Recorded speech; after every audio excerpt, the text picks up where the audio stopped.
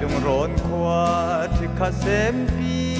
le ku khi rual sin na bau riang mang sang kangai riang mang ko chang lai ron dam te tan na kum se kan chung pathian thongi du tan len na klang le ne ron na chu lung thiên le mi tha ma an chuang par do phun ting le me thang ni do ter na la runin tang si fa tuar har hi mo thei lo khwa chin ruang dang ram dang a an sar ngul hei kol ruang a mo hit luk si fa li len tuarin ke karong vai du tan lên na klang le ne ron na chu lung thiên le mi tha ma an chuang par do phun ting le me thang ni do ter na lai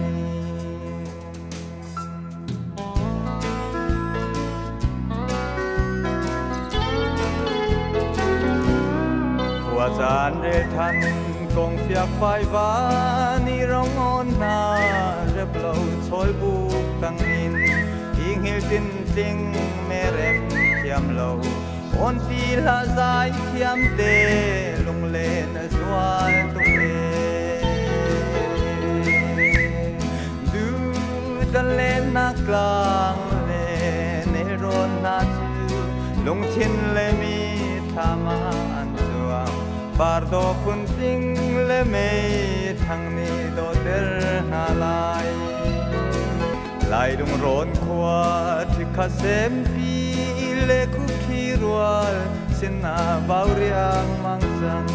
kangai riang mang ko chang lai ron dam te tan na kum se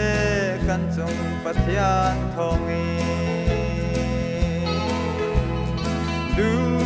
tan lên na klang le ne ron na chu lung thiên le mi tha ma an chuang par do phun ting le me thang ni do ter na lai runin tang si fa tuar har hi mo thei lo khwa chin ruang dang ram dang a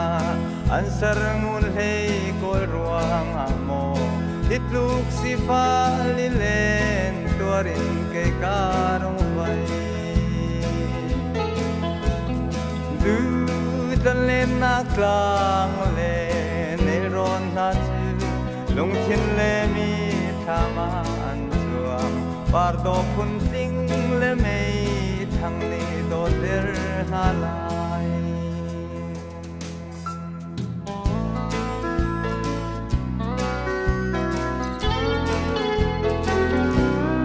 hoa chan re than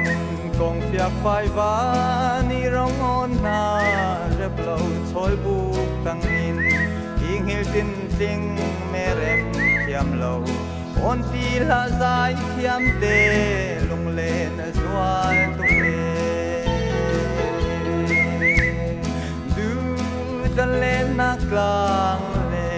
ne ron na chu lung thiên le mi tha ma an chuang par do phun ting le me thang ni do ter na lai